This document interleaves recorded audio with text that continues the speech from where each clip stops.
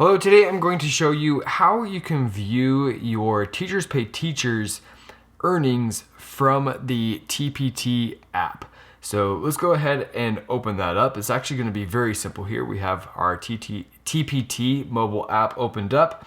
And what we want to do is go over to where it says Dashboard. We can select this. And then we'll see that it says Today's Earnings. We can go ahead and tap on this.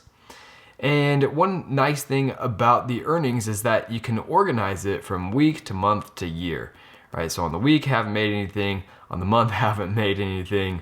On the year, I've made $3.49. We could also end up looking at all here. And then one other thing that I wanted to show you is that you could also, let's say that you're on the month and you want to see what you earned last year during this month. You can go ahead and toggle this on right here and it'll show you your earnings from this year to the previous year.